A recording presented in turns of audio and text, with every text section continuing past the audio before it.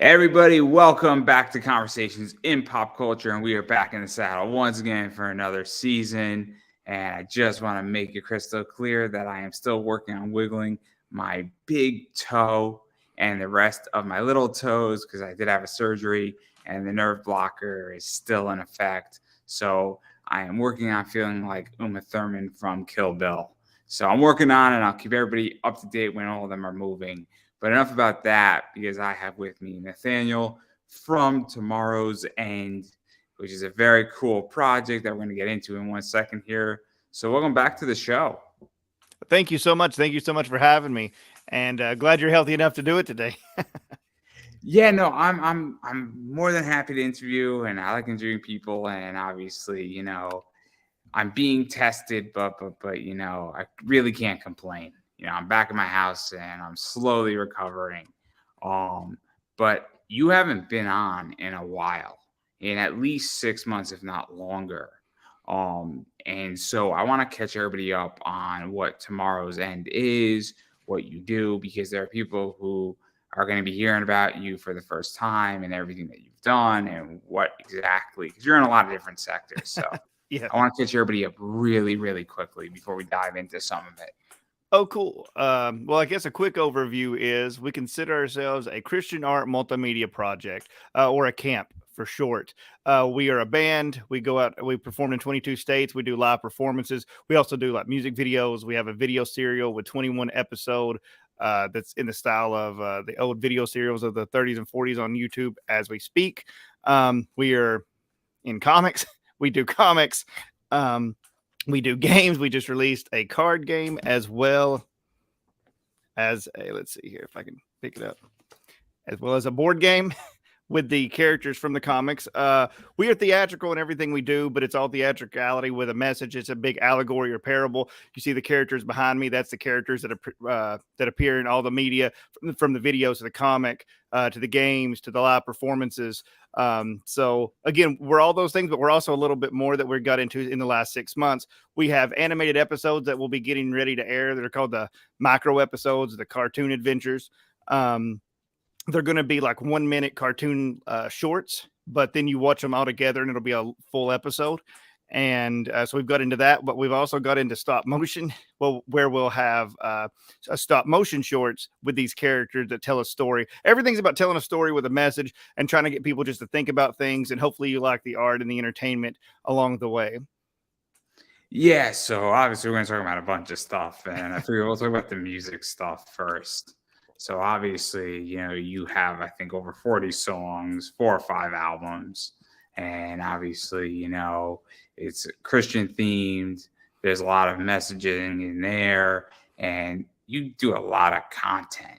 And obviously, what is this like? Because we're in an area in society right now where people are starving for content. People want to binge content. And when you have 40 plus songs readily available across 4 or 5 different albums, and obviously, just some of it, a few of the titles are Pull the Lever, The Jester and the Trickster, White Pages, Cogs, Illumination, Die of Die, Reverse, Facade, and a variety of other things. And so what is this like? Because it is impressive to get out that much content in a very short amount of time. It's actually part of a project. The music albums are Tetralogy Part 1, Volumes 1 through 4. And we actually released 40 songs at once just a few months ago. And the point of this was there's a lot of variety. It's all rock, don't get me wrong. It's all rock music and it's a rock band. But it is more than that. Like there is multi styles within all these 40 songs. So if somebody, it's all, a similar and the same message, rocking for Christ, as some would say. But the issue is, there's many different subgenres and different genres within, the rock platform, to where you got like kind of Western sounding rock. You have a little bit of pop rock, a little bit of just heavy metal, a little bit of techno or rave rock, some soft and some, just hard rock. So it's putting it all in these different styles. So people, if they check out the 40 songs, which are available on all streaming platforms and on our website for free, if people want to check it out for free, hopefully there's something in there that will get people to, listen, and they'll say, hey, I like this. Maybe I don't like songs 1 through 10, but boy, songs 11 and 12, I dig those. And it's just about giving people a choice. But here's the cool thing. Like you said, we live in an age where people want to binge content. Well, if people wind up, testing the waters and sampling Tomorrow's End, if you like it, you will be binging for a while, because again, we have the 40 songs we released, and everything, there's layers upon layers of it. So if you actually go to the website, it's every song has got a picture where we literally try to make an artistic picture with live action characters to try to represent each song. And then it has an explanation of the song, the lyrics and everything. And that's the cool thing. The reason we did it this way is so if you're a repeat viewer or repeat listener, you can keep on going back and finding something different instead of saying, well, I've heard that song before, it was okay. But if you go to listen to it a second time, maybe you put your headphones on and say, hey, I didn't hear all these different instruments this first time, or hey, I didn't hear that message, or I didn't know what this picture represents. So it's supposed to, really engage all your senses and get you to come back listening over and over again.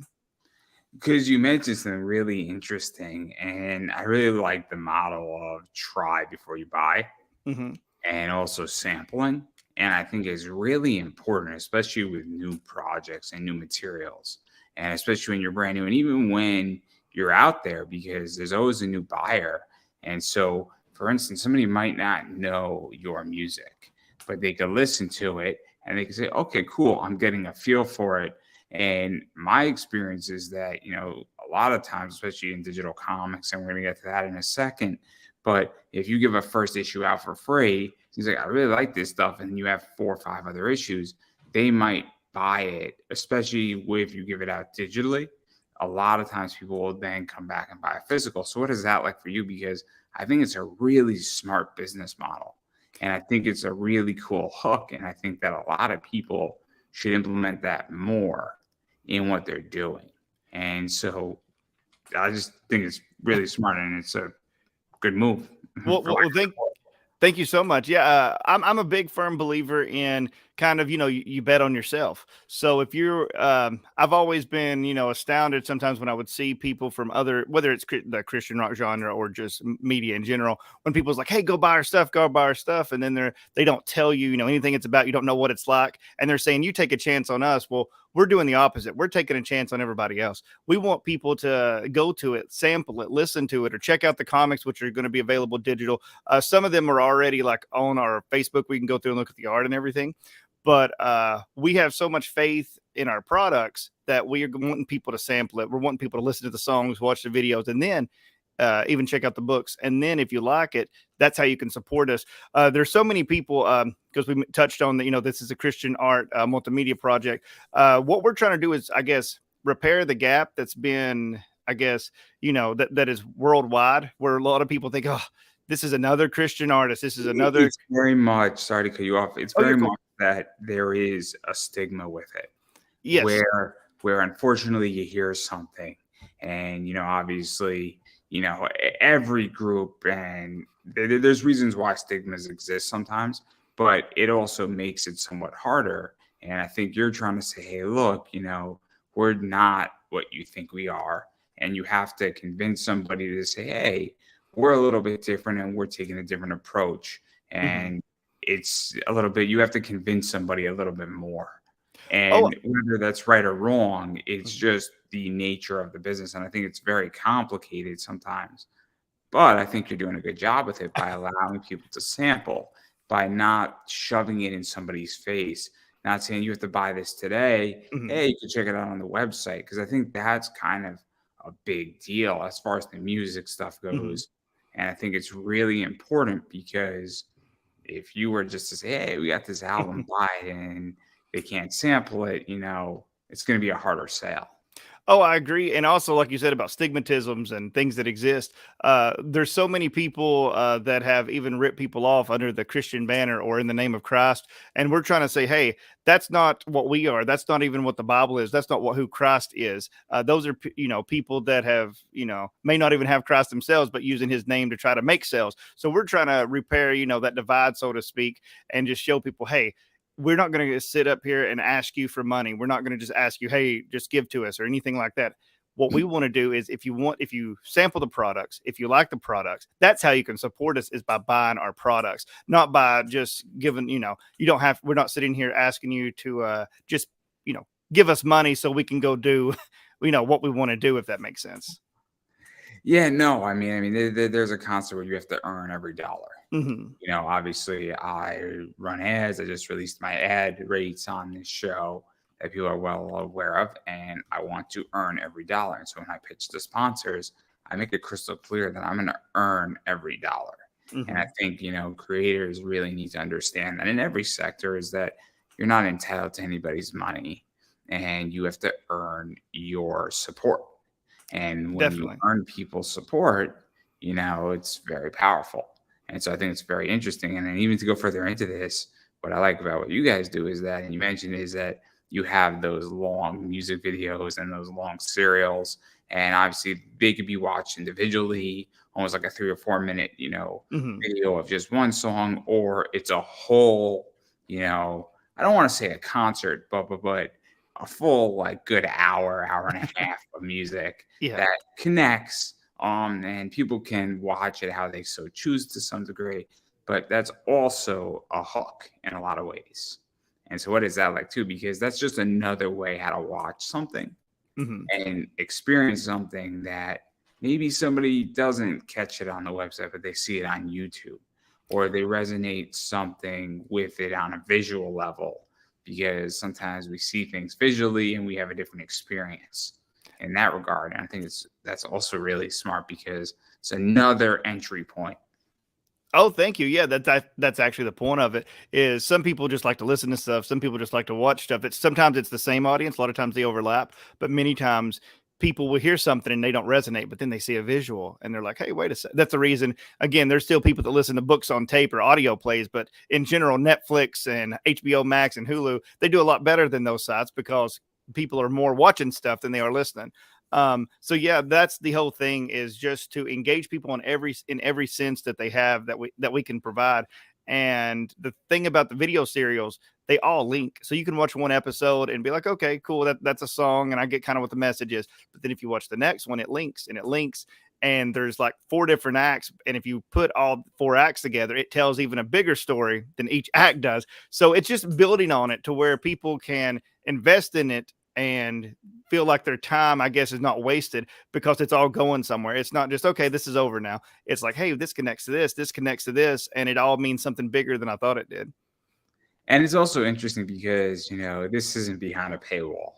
And that's nice too, where it's, free. I mean, obviously, YouTube, if you get monetization, hopefully there'll be ads eventually there, and that'll help support what you're doing. And, we all want that Mhm. as creators, but, it's nice the fact that it's not behind a paywall, because when things are behind a paywall, it does change it and it makes it harder.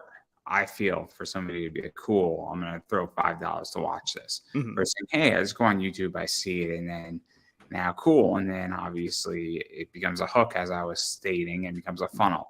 I'm big into funnels. I'm big into getting entry points to get people to other places on your website or whatever you're doing. And so I think it's just really smart. And I like the fact that it connects. And I've watched some of it, and it's just another cool thing that's nice that you do as a company, because it builds upon the music and it really leverages that side of it and what you're doing. And then to even go further into this, because this is a media conglomerate in a lot of ways, because you do games as well. Mhm. And so you have a board game and a card game. I don't know which one was coming out the last time you were on. I The don't know card if game had just came out last time. because I don't remember the board game, It but wasn't. what is that like? Because this is a whole different sector, and obviously the person with my other show before you, my friend Chris Brown, he develops board games, and one of the things is that it's a fascinating world, and they're bigger than ever.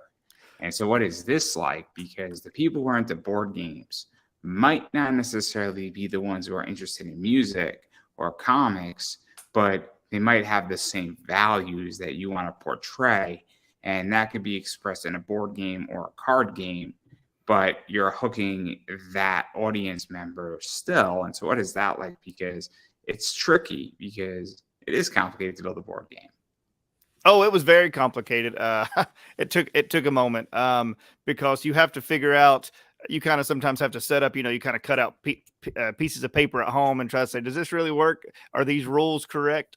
We actually just unveiled it for the first time over Connuga, which was this Comic Con we just did at the Convention Center in Chattanooga, Tennessee, which was a wonderful experience. Really, really cool con and really awesome people. We're going to talk about that. Oh, yeah. Oh, very cool. But we actually got to unveil it, and people's response was very warm to it because, again, they usually don't find a lot of independent board games. Usually they're, at the cons. I mean, don't get me wrong, there's some, but the majority is stuff you find in Target, Walmart, game stores, comic shops. Off the shelf, $20. Walmart. Yeah.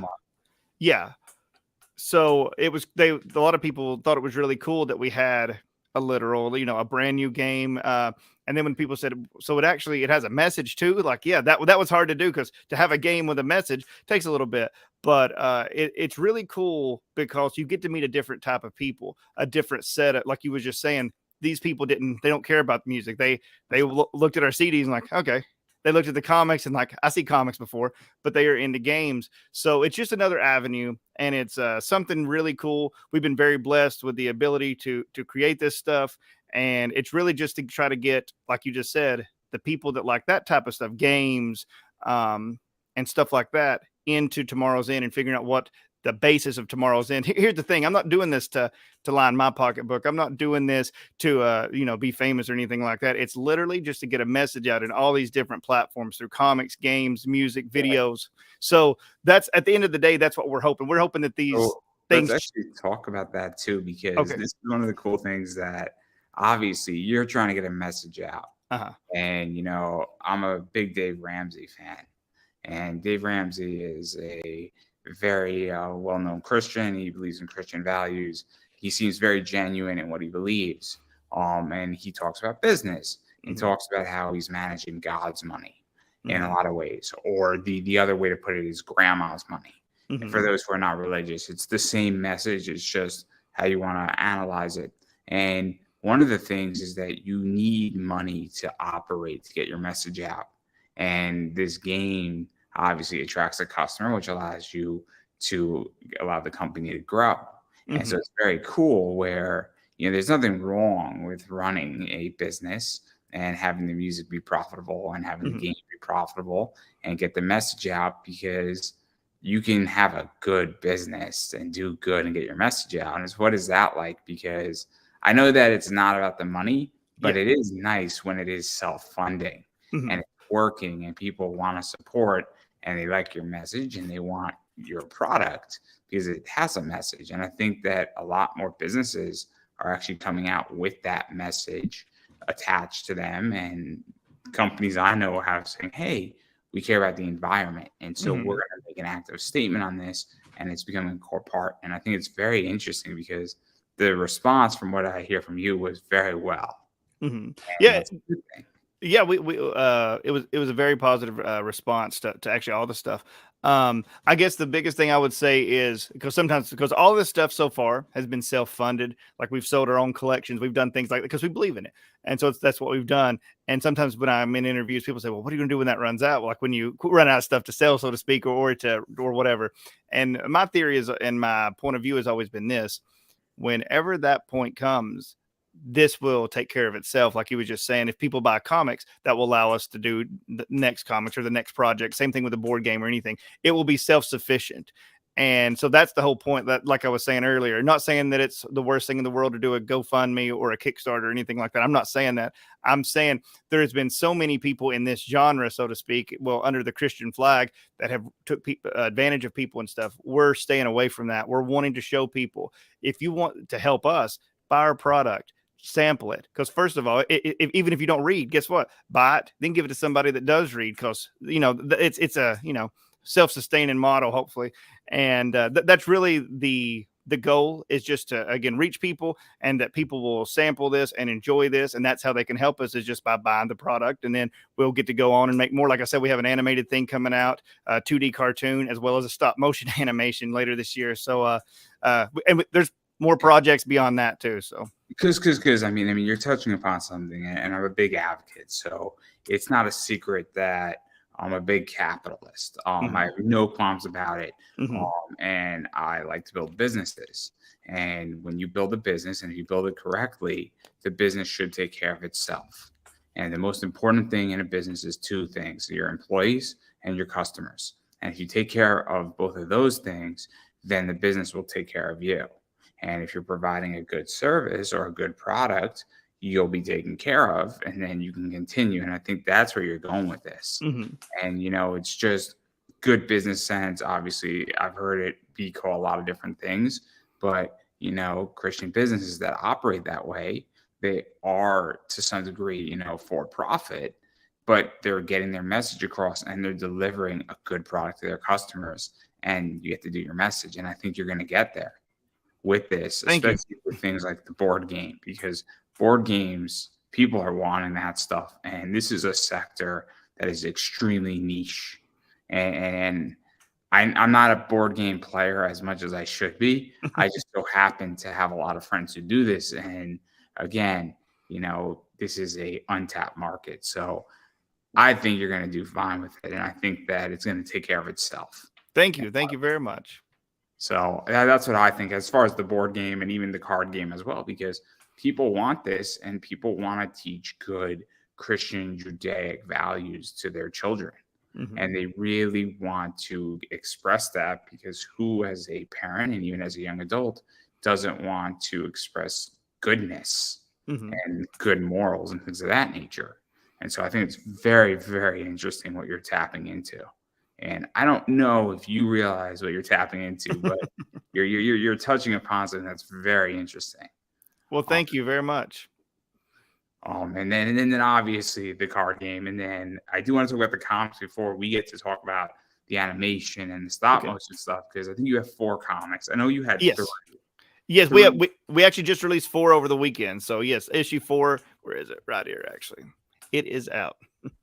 And so, I mean, I know we spoke about this before. This is why we're going a little bit quick, everybody, in case you want more in depth, obviously, because I do want to talk about the comic experience and this animation and stop motion stuff. But your comic can be read on a very basic level of Mhm. just doing the right thing with the characters that you have built in your band that have appeared all throughout everything with Tomorrow's End. It could also go deeper, go more philosophical.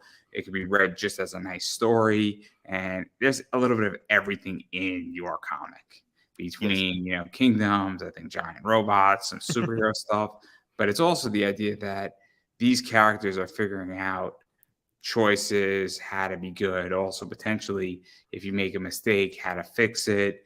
Also, maybe you make a bad call, and guess what? Life moves on, and you get the next one better.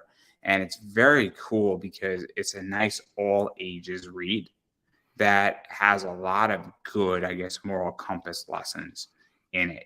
And so, what is this like? Because it's nice to see a comic that isn't, adult, for Mhm. lack of a better word. And I say that as, a compliment. Hopefully, Mhm. it's taken that way. No, I get it. Well, yeah, it's really cool to get this opportunity because it's all about showing, again, like you just said, the levels. So if somebody just reads it and wants a fantasy story, it's going to have, again, like you said, robots, uh, skeleton pirates, aliens. It's got all these different things within it. But if you look at it at a deeper level, these things represent certain things. They represent, like you said, bad choices or sin in general, or just how do you get back on the right path after you've been on the wrong path? How do you fix a mistake once it's already been made and it's already kind of tarnished your life to a degree? Like again, you hear people all the time, they're on drugs, they have a stroke. Well, they can't take back their stroke. So how do they, it's about how to get back on the path to, where you need to be. So, again, if people just read it, it'll be a cool fantasy story that they'll be engaged with. But if they go deeper, there's levels upon levels, and each issue focuses on different characters up until issue 4, where they all come together. And then they fight the trickster and his henchmen and everything. So it's all builds towards something. And these are not the only comics we're doing. This is what is out right now, but there'll be more comics in the future very soon. And then to even go further into that too, because I think this is more aimed at children. I think that obviously it's aimed at that demographic, and the music is universal, but music sometimes is aimed at a higher age level. Sometimes the board game might be aimed at a little bit of a higher age level. And what is that like too? Because when you are building out a company and a product and you're trying to get your message across, you want to hit every demographic you can hit. Hmm. Obviously on this show, I have a particular demographic. I'm not aimed at a 5-year old, Hmm. and that's fine. That's not my business model. But, I think with you, you want to be aimed at the 5-year-old, the Hmm. 10-year-old, the Hmm. 35-year-old, potentially the 50-year-old. And Hmm. you do hit that across a bunch of different products. And these comics do that. And then I was going to dive into the con stuff. But when you go to a con, if a kid is with their parent, they see a comic book, it's an easy sale as well. And it's an Hmm. easy entry point. So what is that like? Because that's interesting. Well, the thing about the comics themselves is, like, again, a younger reader, 10 years old, teenager, whatever the case may be, they can read it and they'll probably sometimes they're extremely smart. So maybe they'll get all of it. But sometimes we, sell kids short, but maybe they'll get all of it. But they get it as the good versus evil lesson and stuff. And so they get it on one level. But if a 20 or 30-year-old or a 40-year-old reads these, there's a lot of deep stuff in here. That's why I always tell people it's not just for kids. It literally is for anybody. I've been an avid comic reader since I was, I guess, 9 or 10 years old, and I'm 36. So again, there's levels in there where they'll be like, oh, that's pretty cool. That's different than I would have thought. But yes, you're right. It's about giving something for everybody. So again, like, if people like music, if they like games, if they like comics, videos, as we'll get into the animation and everything, it's giving a similar, it's all overall the same message, but it's in so many different containers, so to speak. It's kind of like protein. You can get protein from peanuts, you can get it from meat, you can get it from all these different things. It's all protein, but it's in all these different packages. And that's really what Tomorrow's End is all about. We don't have the Tomorrow's End protein bar coming out or anything, but but that's in general the I guess concept of it, putting the same nutrition, so to speak, within all these different containers. Yeah, let's actually talk about that. So I had somebody on my show last night, a friend, Sean Barber, and he did a creepy pasta comic. So he adapted it with permission, Mm-hmm. and really cool concept. And so everybody knows the story, but it's a new adaptation in a comic book. And obviously, it's going to be a fun book to read, and it's cool. And so, it's kind of fun when that happens. And it's just another way how to view the story and what's happening, the message that the story tells. And sometimes somebody might resonate with the reading it on Reddit. They might resonate hearing it, or they might resonate by, reading the comic book. Mm-hmm. And everybody's different. Everybody's a different learner. Mm-hmm. There's visual learners, there's practical learners, there's people who on certain things need both, and then everything in between. So what is that like? Because when you are getting your message out there, somebody might resonate with a comic and the music, but might say the board game didn't do it for me. I agree. Yeah, you're 1,000% correct. That's why it's supposed to be in all the different forms. So that's why I always tell people, because every now and then, like even this weekend, when people come by our table, sometimes it can almost scare people off when they see so much stuff.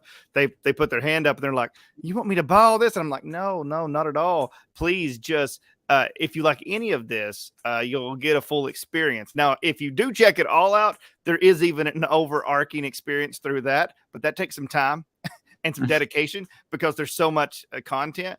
But again, it's a bigger picture if you sample it all. But if you just do the comic, guess what? It's a full story. The music, full story. The videos, full story. The games, same thing, full story. So you're not leaving anybody out to where they have to do the other. They're all self-contained.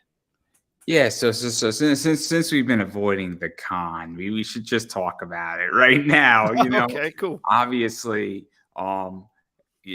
last week you were doing it, and I was just swamped, and a lot of Mhm. stuff was going on. So obviously, you went to a con. I don't know if this was your first con or if this was maybe one of the. I know it's an early con for you guys as Well, a yeah. company.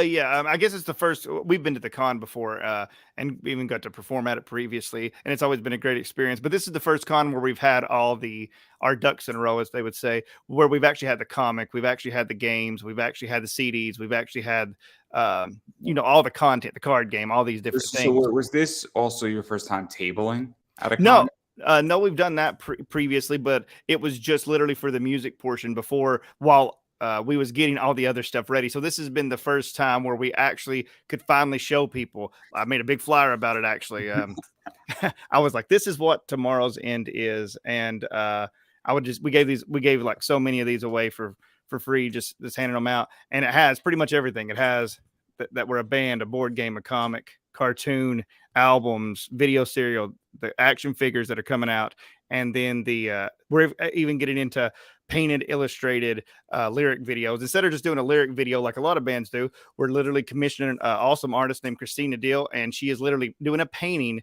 but it's not just one painting because we try to do things on multiple levels. So within this painting is multi images that develops a big tapestry where when you get closer and stuff, you realize there's more things going on. So this was the first time where we had all of these things ready and could go out to the public and say, hey, this is truly what we are. We're not just a band. We're literally a multimedia project. And the response was very well.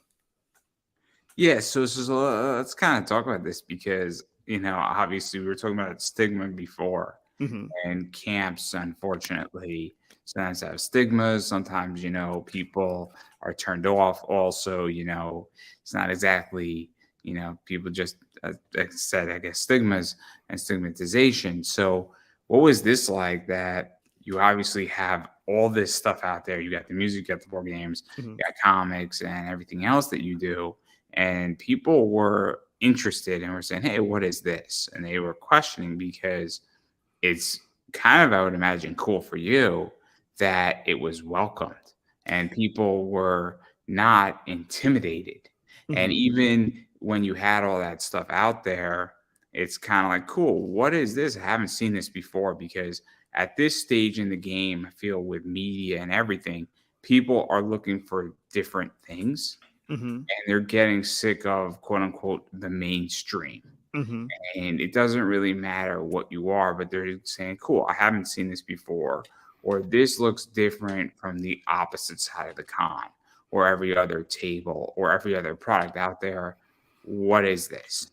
And so, what was that like? Because I would imagine that, I don't know if you were expecting it to go that way, or if you had a feel that it was going to be like that, or what exactly was going to happen, but must still make you feel pretty good that people were very excited that you were down there and that it was a positive response. Oh, definitely. Because I would, most of the people that came to our table even told us like, oh, some people, just flat out said, I'm not a Christian. I don't like it.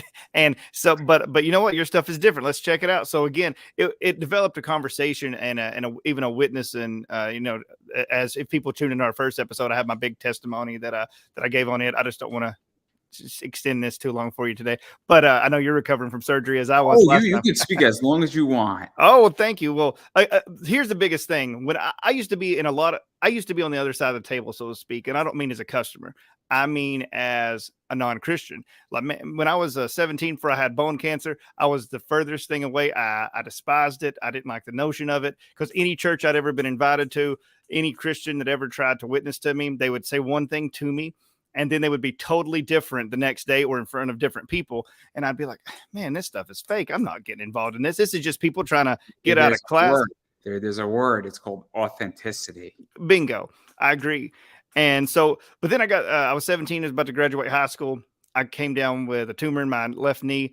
It was bone cancer. And I started realizing I was turning away a perfect Christ and the message of Christ based on people that may not even know him or may not even serve him. They might say it, but again, I can tell you I'm a tree, but if you don't see branches coming out of me, it doesn't matter. So again, I accepted Christ, and I've been almost 20 years, about 18 years now, cancer free. Praise God. And nothing I've did it. I give all the glory to Christ. And then I just had another miracle this, a couple months ago when I was on your show. I had the neck brace.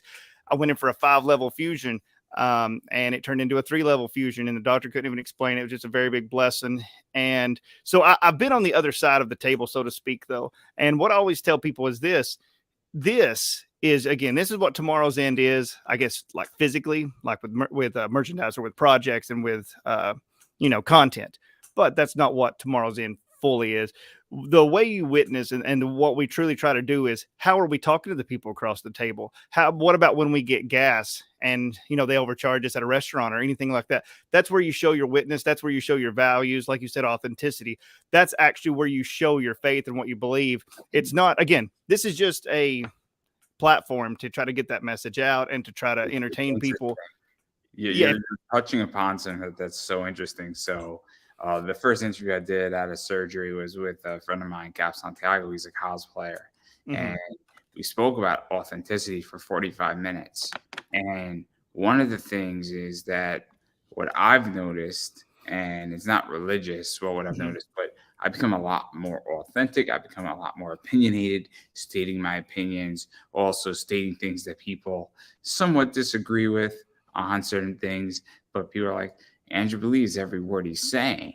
Mm-hmm. And my subscribers on YouTube have gone up. My followers on Facebook have gone up. My Instagram's gone up. My TikTok's gone up. And it's very interesting when people start becoming authentic, whether you agree with them or not. People respect authenticity. And I think that for the longest time, for the last 5 years, it's been very much suppressed.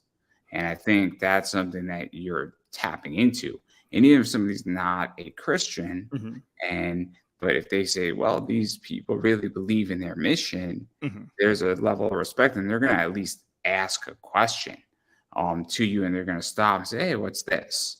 And I think it's a very interesting thing that's going on in society. I don't think it's Christianity. I think that society is in a very pivotal position where people are getting sick of, I guess, fakers, for lack of a better word. And whether you agree with somebody's belief or not, I think people want to know that somebody believes in X.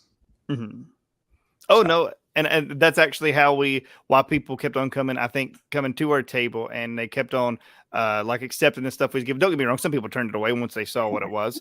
But the majority did not. The majority actually took it, and they said they was going to sample it, and they was very interested in it. We had many engaging conversations, and I do believe it's because we do everything we can to be authentic, because at the end of the day, if we're not doing what we say we're doing, and we don't believe what we say we believe, none of this means anything. You might as well just throw it up or burn it or whatever. But the fact that we're trying to practice what we preach, so to speak, that's hopefully what will make this even more we're I guess powerful in the sense that people, like you just said, people's like, whoa, they really believe this, so let's check it out. Let's see where that passion goes. What has that passion created? And that's really, I think, why we had such an awesome experience over the 3-day weekend. I also believe I host a show, which was right before yours, about an hour before you came on, called Embolden. And it's about having adult conversations in comics and pop culture on controversial issues is the whole point of the show. And I've spoken about AI art. I was speaking about ownership. I've spoken about how to deal with bad actors. We spoke about that 90s show in Velma, but that was a fun episode. I get to do one of those every once in a while. But the whole point of the show is to have, real conversations, and have conversations that are difficult to have. Maybe they're not fun to have, but, I think that's also something that really probably helped you too at this con, is that you wanted to have a conversation. You were open to having a conversation. Even if somebody's like, I'm not a Christian, you were still willing to have a conversation. And that's a big problem in this country right now, is that people do not want to have conversations on anything. And whether you agree with somebody or don't agree with them, or you don't think you can convince them, if I am not a Christian and you want to convince me to convert to Christianity, you have to talk to me first.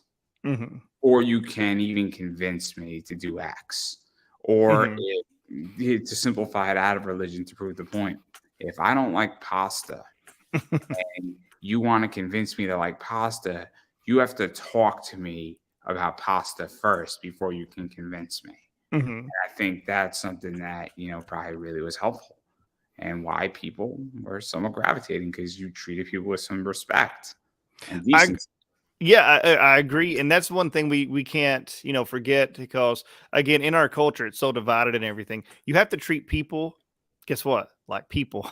You can't just treat them like, oh, that guy's different than me, or that girl's different than me, or oh my gracious, they're wearing a different color. I don't even like that color, so I can't talk to those people. That's crazy. We're all people. And the way to engage people is to first of all treat them like people. And if you're coming from the worldview and the perspective we are, we try to treat them from the Christian perspective, where we're literally, if we're not doing what we're trying to put in the comics and the CDs and stuff, why is anybody going to listen to it? Why is anybody going to say, boy, you know what, this message is true, when they just met a bunch of jerks at the table that are not, that are, doing totally something different. So it's just about literally approaching people the way that you should be approaching people, treating them like people, treating them with respect, and then talking to them and literally having conversations, not just talking to the guy that can get you to the next level. Because a lot of people do that. Like when somebody comes to their table and it's like a higher up or something like that, they'll pay attention to them because they want to go up the ladder, so to speak.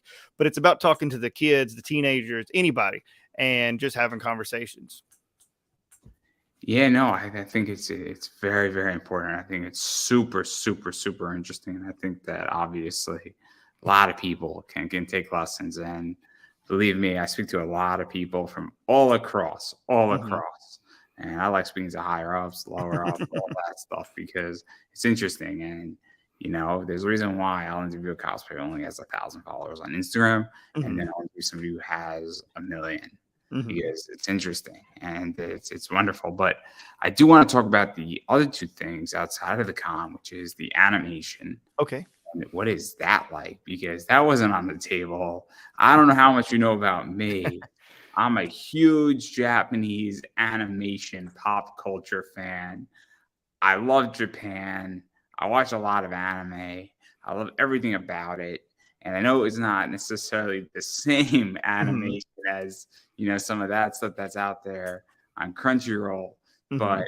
you are doing cartoon animation. And that's kind of a game changer to some degree. And it's releasing a minute at a time, and then it'll be a full episode. But it's another thing to do and another way to convey a message. And after a certain amount of time, you're gonna have a full episode. Yeah, exactly. And the reason doing it like that is because each 1 minute is jam packed with story and action within that 1 minute. It's in kind of the spirit and the style of, every time you say Clone Wars, people remember the CG series with Star Wars and stuff. But before that, there The was Cartoon Network the stuff that Cartoon was 2 Network. minutes, right? Yeah, And all good exactly. stuff. Yeah, very, very well done, and they got a lot done in those micro episodes, and that's kind of the same format where we are doing it. It's kind of got an anime flair and stuff. The guy that's doing it, he's a professional animator. Worked at an animation studio previously. Pedro Ang, awesome artist, awesome animator, and he's got 2 episodes done, and we're just waiting till we have the first 4 done, so that way every week we release them. By the time we get done with, guess what, episode 4, episode 5 and 6 is right there, 7 and 8. So it'll be within the next few months, but they will be released, and they are, like I tell people, sometimes, like I said, when people see this big sheet, they're like, huh, that's too much. I can't get involved in that. I don't have enough time. You don't have to get involved in all of it, but if you like any of it, try it out. It's going to be free. It's going to be on YouTube. It's even going to be appearing with our video serial, which I believe will start either this Saturday night or next Saturday night on a Roku channel called Tingler Television. It's a upstart channel on Roku, and we're being blessed to be a part of that in 15-minute increments at 9:30 every Saturday night. So after the video serial plays all the way through with the live action, then the animation will start playing on that. And of course, it'll be on our YouTube channel as well. But I'm a big cartoon fan myself. I grew up late 80s, early 90s. So I was a big fan of most of the stuff that was outsourced outside of the country. And like some stuff ain't even anime, just like the American cartoons that were literally outsourced. And they was always beautiful, very well done. And so that's why we wanted to put it. And it is probably, I'd say, more of, it's teenager to adult, the cartoon. Like the first episode, it has a character's head get chopped off and stuff. But I mean, At yeah, you see that in the Bible too, though. I always tell people, because sometimes people hear that and say, "I thought this was a Christian project." Well, I mean, David was, David beheaded Goliath as well. So again, this isn't out of the norm. Hey, God needed to work through some issues in the early days. So, but I do hope that people really, respond well to it. I sent you a little clip, I believe, on Facebook where it was just like a little bitty test animation. So I will definitely be sharing this with you directly as soon as the first episode's out, so you can check it out and give me your feedback. Even to go further into this, because it really is interesting and it's just another thing out there. And obviously, I'm in the process, and I really haven't disclosed this, where I don't want to do animation, but I definitely want to start producing some cool pop culture documentary stuff.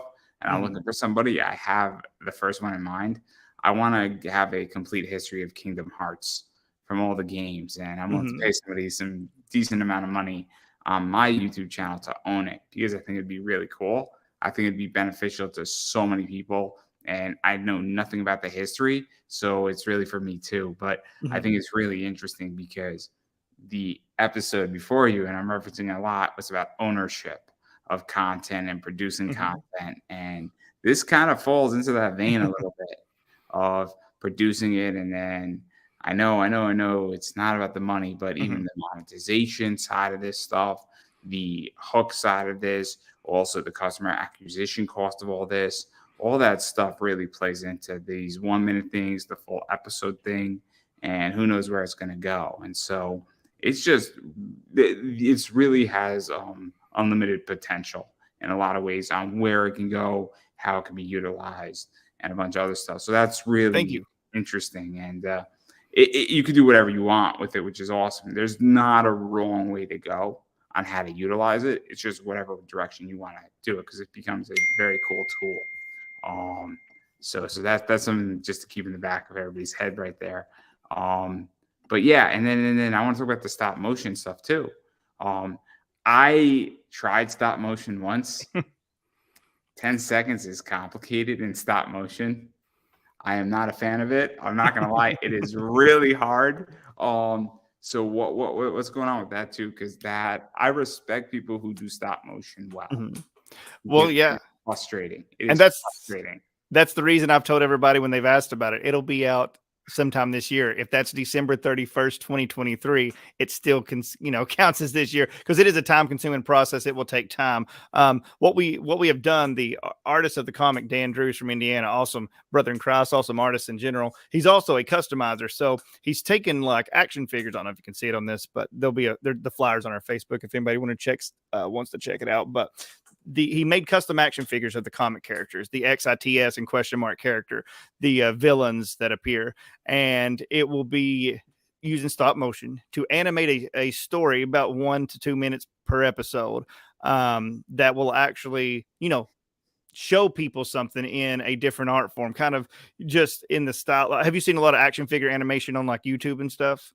I've seen some of it. I Okay. mean, I've seen what is it, Team America, Some stuff of like that that. stuff's, yeah, really well done, and it's just about putting again the story within that to where there's a lot of people that collect action figures nowadays. There's a lot of people that like to see them animated to see what you can do with an action figure, and so it's taken that, I guess, those principles, those utensil, so to speak, and using it to tell the same to tell a similar story. Everything, it's not the exact same story in all the medium, or that's going to get boring, but it's a similar thing.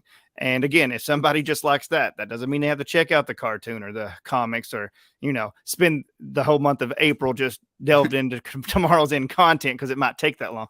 But it just means that you can sample that and it'll still be a fulfilling experience. If you want to branch out, try it, because it's all going to be available for free for you to sample. So that's I'm a big stop motion fan though in general. Uh, I just Well, grew I up. like it. I Uh, just don't don't want want to do to do it. it. Nothing against. I Yeah. respect people who do it. I tried doing it. I had a Nintendo 3DS. You could do stop motion on it.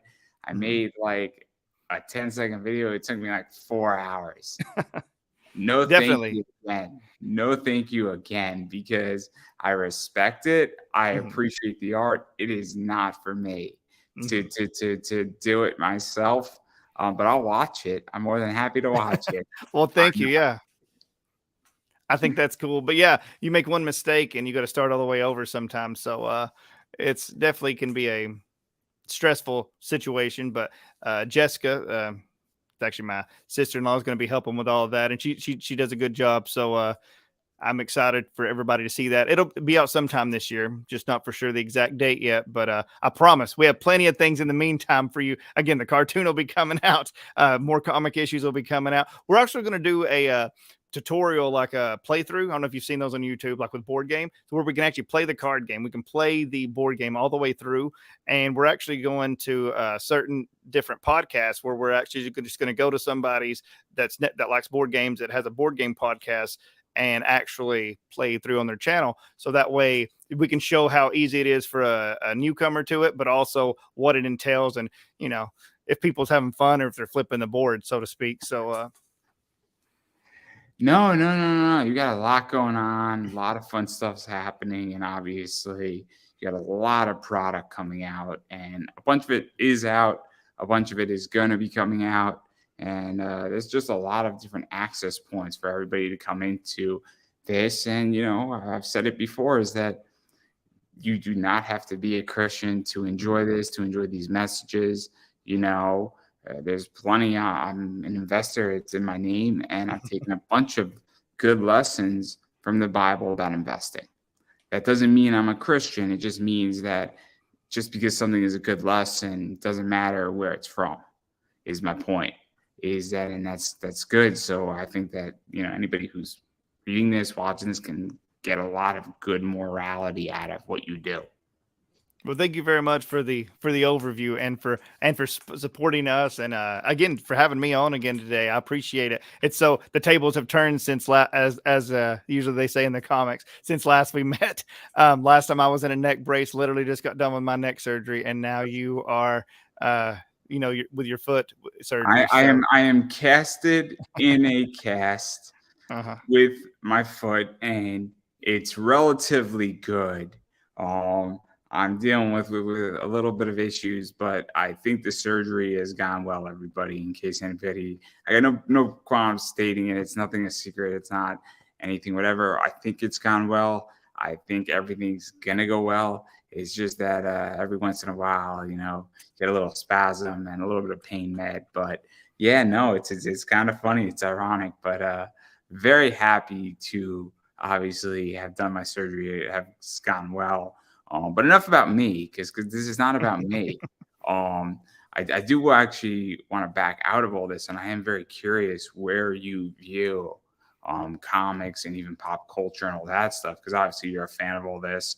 Yes. And I don't know how deep you go, whether that's Disney or Hulu or everything that's out on HBO Max, Netflix. But where do you see pop culture going? Because it's interesting to me, because we're in weird times right now. In what's coming out, what's available, how people are, buying things or holding off on things. And so I'm just curious your opinion on that. And I know it's a little step outside. Oh, no, that's cool. No, good question, actually. I've heard so many people say, the day of the theater is over. The day of the theater is over because we have streaming, which to a degree, in some instances, that has been the case. But we just saw Avatar. Again, look how well it is done. It's what I think third highest grossing movie of all time now, behind Avatar 1 and Endgame, I think. So again, it's the same process, and I think the same thing's going to always go on. Yes, if you're making a subpar product or something people feel they can wait on, yes, your time at the theater may be, your days may be numbered. But if you can make something where people's like, I cannot wait, I've got to see this, I do not want this being spoiled, guess what? Then you're going to have people go to the theater, but you have to deliver. I think the problem is with a lot of I'm a humongous comic fan, humongous movie fan. With a lot of the DC and even some of the later Marvel movies, people have expected something. So they've went out to the theater, they've purchased their ticket, their popcorn, spent $50 a night or whatever to watch a movie. And then what they wind up doing is they're like, well, that was a pretty big letdown. So then the next one comes out and they see it streaming, they're just going to do that. I mean, why wouldn't they? They just wasted $50 and didn't have a great experience. It's the same, kind of the idea I take across all the board of all the stuff we do is just make sure people are having a good time. Make sure that it's an engaging enough product, story, movie, whatever it is. And if you do that, I think people will go. But I do think that the stuff without the big following or that doesn't have the big payoff, I think it will be a lot of times relegated to streaming and stuff, because why are they going to leave their house if it ain't an experience? I don't know if you've ran into this a lot, but sometimes I ask people, hey, have you seen that? And they're like, I don't know. when I watch something, if I like it, I remember it. I'm not going to forget. A lot of people were having subpar experiences. So they're like, I don't know. I might have saw that. What was it about? So you don't need to leave people with that, mentality. They need to be like, whoa, that was cool, man. Like the Flash trailer. I was a humongous, we talked, I think that's when we reconnected, was the night it came on during the Super Bowl, actually. And I'm a big Michael Keaton mark. And so when I saw that, I was like, whoa, I'm definitely going to go see that in the theater. That was really, really cool. So again, it made an impact on me. And I think that's the biggest thing. If you make an impact on people, pop culture and theaters will continue to prosper and stuff. But if you're not making that impact, or you're, not giving a good experience, I think a lot of that stuff will get relegated to streaming. Yeah, I mean, I'll be very honest. I mean, I really don't care about the Flash. It doesn't interest me. It doesn't look bad. It's just that I really don't care. The Mario movie, though. Oh, it looks good. Yeah. That I'm excited for. And I sent you like a gift, and I thought that was funny. And I'm super excited for that. Oh, it does. It does look really, really good. And then I'm super excited for the Barbie movie too, because that looks like, it almost looks like a Nightmare Before Christmas meets Batman, just pinkified. It's gonna be a weird one, and I think it's gonna make a lot more money than people are gonna give it credit for. I really do. I think it's gonna be an amazing hit, and I think that people are underestimating it because I'm super excited for it. It's Barbie, and it looks awesome. I haven't even seen a trailer. I didn't even know if it was out yet. So there is a trailer for it? There's a trailer, but nobody knows what it's going to deal with. But it just looks fun. It looks like one of those things where it's almost like a pink Batman type thing without any supervillains. Like I don't know how to describe it. It's like the weirdest thing ever, and it's going to be absolutely fantastic. Because I'm just going to like walk into it, and I think everybody's going to walk in thinking, hey, and be like, I don't think I could be the same walking out of that movie. But it's going to be a blast. It's going to be a fun one. But again, maybe I'll see the Flash. I don't know, but that's okay. I'm definitely going to see the Mario movie, but I digress. But yeah, I was just curious your opinion on it, because obviously, I have my opinions, and everybody has a viewpoint now. So, and I would say that spills over to comics too.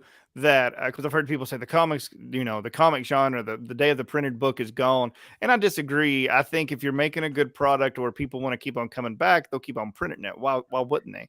I think the issue is the same thing, like kind of like with the movies. When people are not I don't know if you run into this with people on your show, but a lot of times people say, hey, do you have that issue? Like, usually if you collect comics, if you're having an experience, you're going to remember, hey, I paid $8 or $7 or $5 for that issue.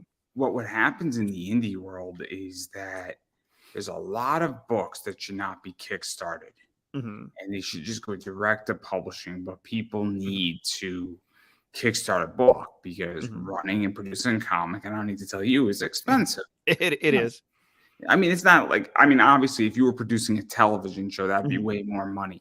It's not expensive the same way of, doing a full, animated 10-episode season or something. But, to produce a comic isn't cheap either. But one of the things is that a lot of people, they kickstart a book, and then the book is a disaster. It's bad. And it's that I don't need to know that somebody is a horrible person for an issue and a half when you could have told me in 2 pages. They're just a bad person, and it's a redemption story. I don't need a whole issue of what a horrible human being they are. I don't need that. I need 2 pages of that to get the point across. And at $20 a pop, that's what's happening. And also people say, well, that really wasn't memorable. And then I look at it, and I'm 3 issues in, I just spent $60, and I have a bad experience, and I have a bad taste in my mouth. I agree with you, actually. I 1,000% agree with you. And I think that's why so many people are like, even like with mainstream books, Marvel and DC, why so many people taper off whenever, that they're promised, with advertising, which, don't get me wrong. I know when you advertise, you're not supposed to say, hey, this is subpar, check it out if you want. You're supposed to say, hey, this is the coolest thing, but you have to deliver on those things, or you wind up hurting your audience, because they're like, oh, they just told me this last crossover was Yeah, going to be, world changing, and nothing happened. They I changed. agree too. I agree too. But the difference is that when it's $4 versus Oh, I $20, agree. I agree with you. Yes, that $20 stings a lot more than I the agree. $4 from I Marvel. agree. I agree. I can take a $4 book not delivering Mm-hmm. and it stings, but it doesn't hurt. A Mm-hmm. $20 book not delivering that I have to wait that's late by 3 months Mm-hmm. is much worse. It's like it's not getting hit once, it's getting hit like 10 times Mm-hmm. in a row. So, but I digress. I'm sure the people who are watching and listening, they could think of at least 3 or 4 people who I'm referring to when I say that. My audience knows what books I have issues with. Very, very, very well. But I do want to give you a chance to promote yourself because obviously we've been speaking for an hour, and obviously, I do want to give you a chance to promote yourself. Where can people find you, bother you, support what you're doing, buy your music, the comics, posters, board games, card games, T-shirts? I don't know if you have Yes, T-shirts. yes, we have T-shirts, we have guitar picks, we have wristband stickers, and we're here very shortly. We're partnering with an awesome.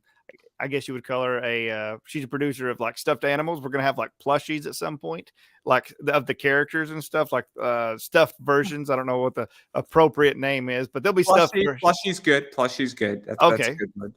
Well, but so she's really cool, awesome at what she does, and we will be releasing those shortly on the website in a few months.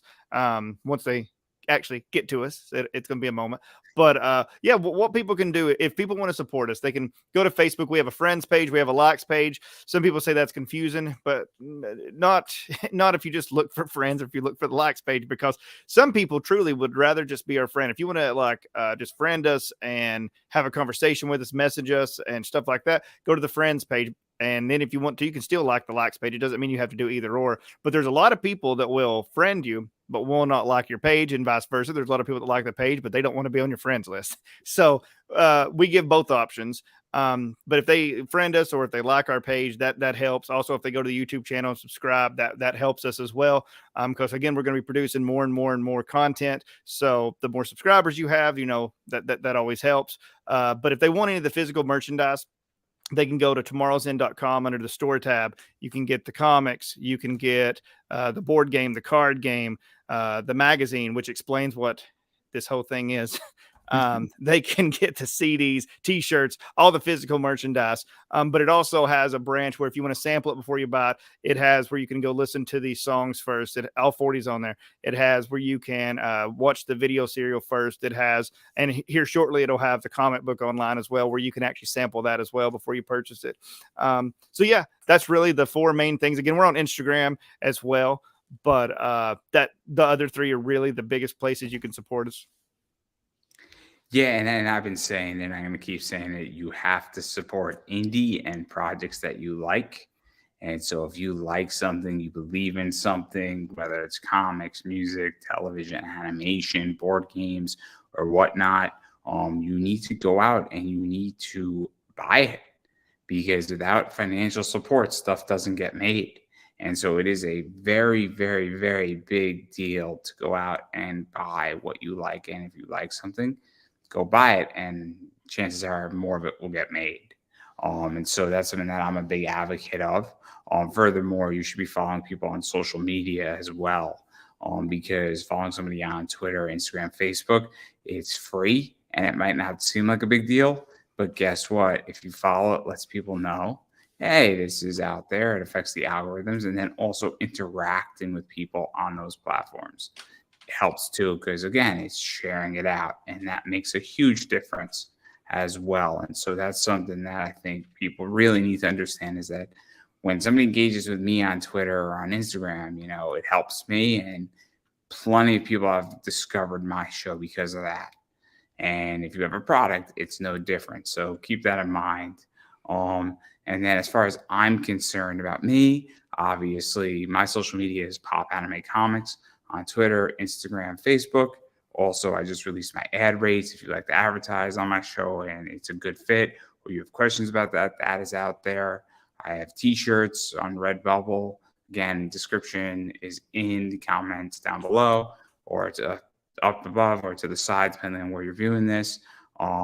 And a variety of other stuff. So obviously I appreciate all supports, and please subscribe on YouTube, because my goal is to get to 510 subscribers. I am 8 away by the end of March. So I think it is doable. I think it is doable to get to 510 subscribers on YouTube by the end of March. And I would like to break that. So we are 8 away. So if you like what I do and I'm engaging in, and you like my content, please subscribe on YouTube, because it will make me very happy. And that's everything I got. And on that note, I'm going to give you the final word. Thank you so much. I just always tell people again, please, if you want to give us a try, sample some of the free stuff we have, go to YouTube, go to the .com, try it out. And don't ever let people turn you off to Christ that may not have Christ themselves. But at the end of the day, I always leave people with a question. Are you ready for tomorrow's end? And on that note, everybody, I don't think I could say it any better myself. So that is a wrap.